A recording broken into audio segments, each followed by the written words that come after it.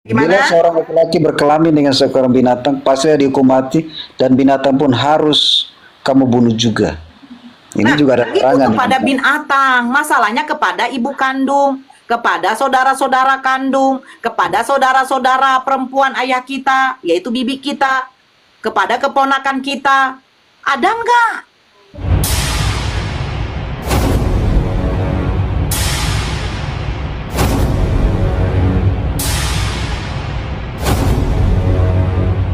Assalamualaikum warahmatullahi wabarakatuh. Teman-teman, dalam kesempatan kali ini kita akan tampilkan sebuah perdebatan antara Mu'alaf Nura versus Pendeta Yunus Ruben yang membahas tentang hukum atau tata cara pernikahan. Nah, adakah tata cara atau aturan pernikahan di dalam Bible? Oke, langsung saja mari kita simak videonya. Dan ibunya, seorang laki-laki mengambil perempuan dan ibunya dari si perempuan itu, bukan ibu dari laki-laki. Maksudnya kalau dia menjadikan perempuan itu istrinya dan ibu mertua istrinya juga, itu baru ini dikatakan seorang laki-laki mengambil perempuan itu dan ibunya perempuan itu, bukan ibu kandungnya si laki-laki, Pak Pendeta. Geli kalau kita bahas ini, geli. Geli. Geli dia. Nah, ini maksud saya, Pak Pendeta.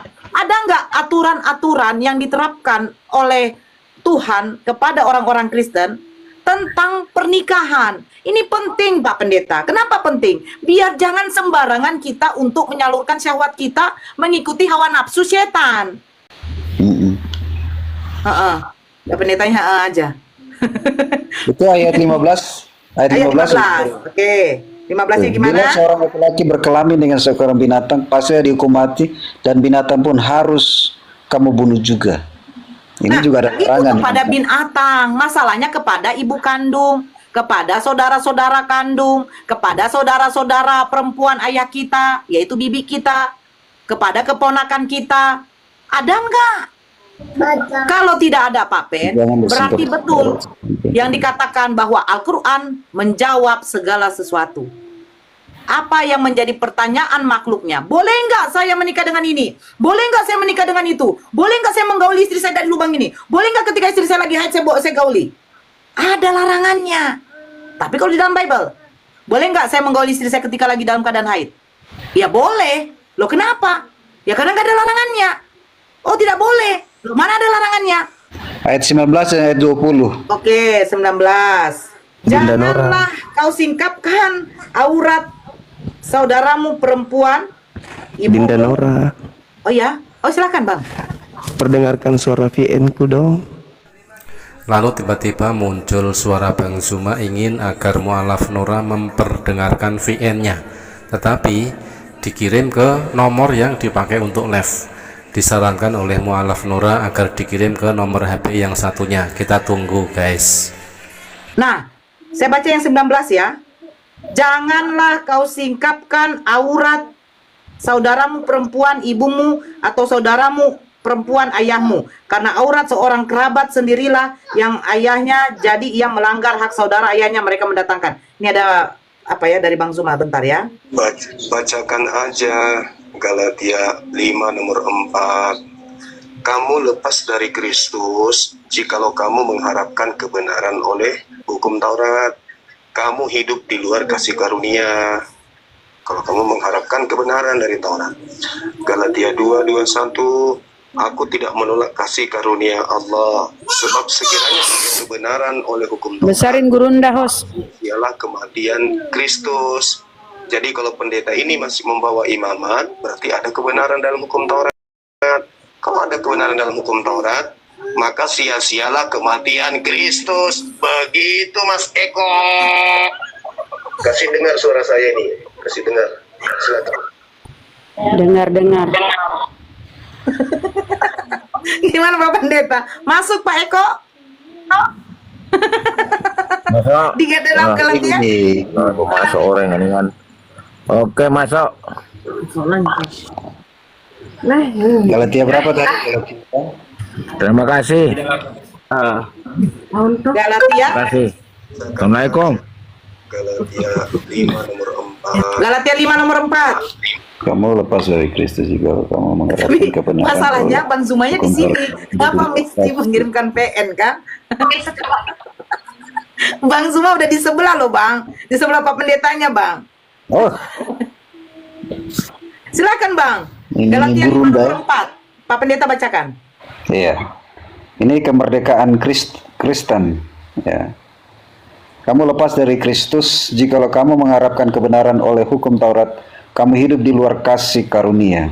Sebab oleh roh kamu, karena iman, kita menantikan kebenaran dan kita harapkan.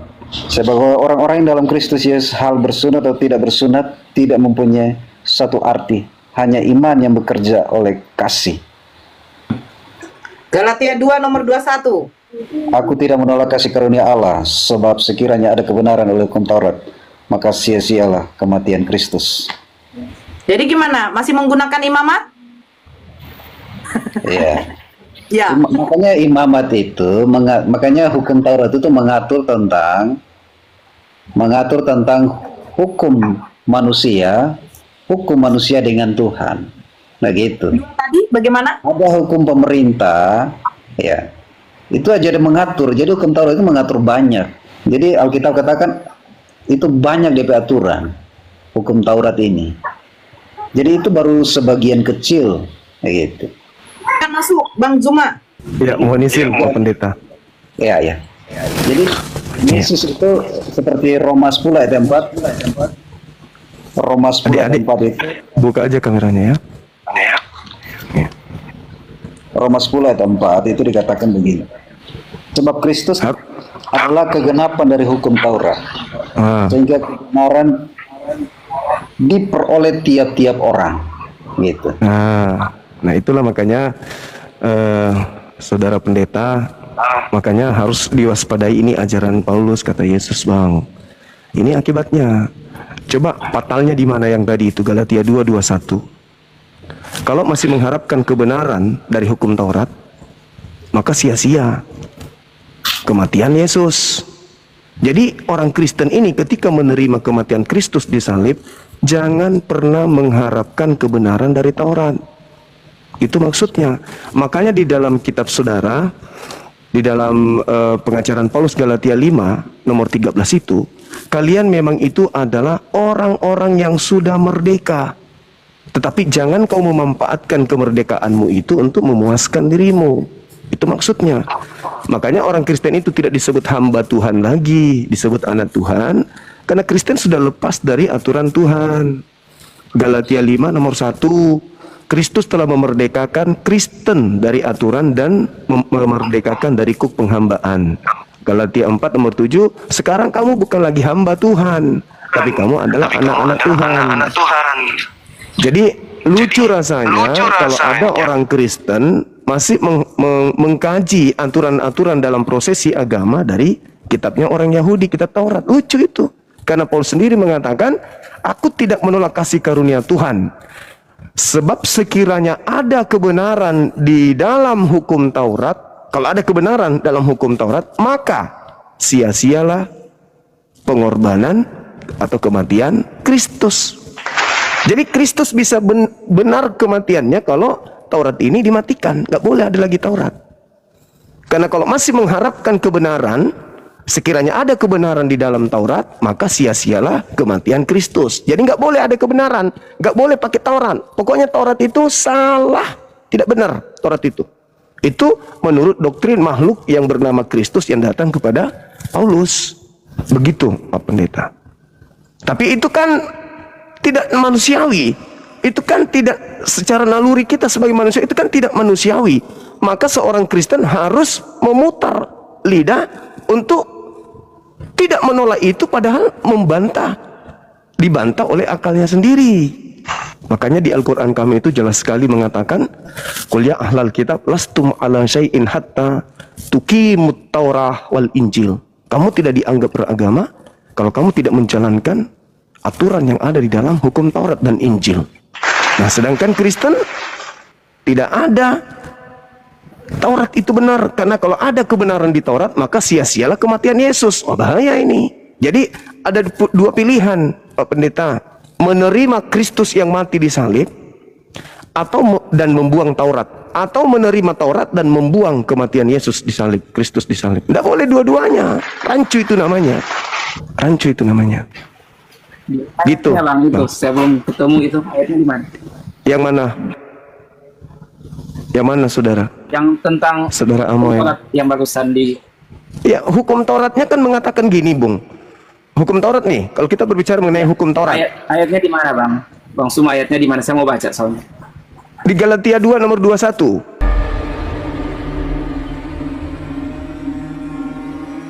Jadi kalau kamu masih mengharapkan kebenaran dari Taurat, maka sia-sialah kematian Kristus. Jadi orang Kristen jangan ketika ditanya sama adik-adik kita ini yang mu'alaf ini, yang cantik-cantik ini, jangan lari ke imamat, jangan lari ke luaran, jangan lari ke bilang jangan. Karena kalau Anda masih mengharapkan ada kebenaran untuk iman Anda di sana, maka sia-sialah kematian Kristus. Begitu, saudara. Ini Bang Suma. Iya, Izin Bang Suma ya. silakan. Nah, di dalam hukum Taurat itu dikatakan Galatia 3:12, tetapi dasar hukum Taurat bukanlah iman. Ya. Dasar hukum Taurat bukanlah iman, melainkan siapa yang melakukannya akan hidup karenanya. Ini. Nah, mereka yang melakukan hukum Taurat itu supaya selamat. Tetapi kita yang ada di zaman sekarang, kita diselamatkan karena iman. Efesus 2 ayat 8. Galatia 3 juga Berbeda. mengatakan itu. Karena Yesus. Ya. Kalau ayat 13, Kristus telah menebus kita dari hukum Taurat dengan jalan menjadi kutuk karena kita. Jadi kalau Kristus tidak datang ke dunia, kita ini orang-orang yang binasa. Kenapa bisa, Pak? Kata Alkitab. Kenapa bisa? Karena semua orang telah berdosa. Upah dosa ialah maut. Dalilnya Maut di mana? adalah kematian kekal. Dalilnya itu di mana Jadi itu, kalau- Tuhan? Tuhan katakan itu di mana itu, Bang? Bahwa seluruh manusia itu sudah berdosa. Itu dalilnya dari Tuhan di mana tertulis? Roma 3:23. Nah, itu Paulus. Jadi semua manusia ini Bang. binasa. Iya, kata Paulus, dari bisikan Kristus yang dia temui di padang gurun. Elohim ada nggak ngajarkan? Sekian banyak kitabnya orang Yahudi, Bang. Kitab Tanak ini ada 3. Kitab Tanak ini tiga kelompok kitab ini. Tidak ada perkataan firman Tuhan seperti itu. Itu hanya perkataan Paulus yang diterima dari Kristus yang mendatanginya di padang gurun. Kalau Anda melihat Kejadian 5 nomor 2, Tuhan memberkati Adam, manusia, baik laki-laki maupun perempuan. Kita ini adalah makhluk yang diberkati. Kok tiba-tiba Paulus mengatakan kemudian seluruh manusia adalah sudah berdosa?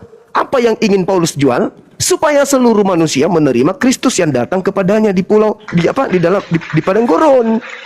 Karena Paulus ingin menjual Kristus. Sekarang kalau saudara saya ini mencari data di dalam kitabnya orang Yahudi, adakah hukum Taurat seremonial atau apapun itu yang mana perintah-perintah ini datang kepada Bani Israel itu diberikan untuk kita yang bukan Bani Israel? Kan tidak. Nggak ada data kalau hukum Taurat itu untuk kita. Nggak ada. Semua yang datang kepada Bani Yakub, hukum-hukum yang datang kepada Israel tidak diberikan kepada bangsa lain. Mazmur 147 nomor 19 sampai nomor 20.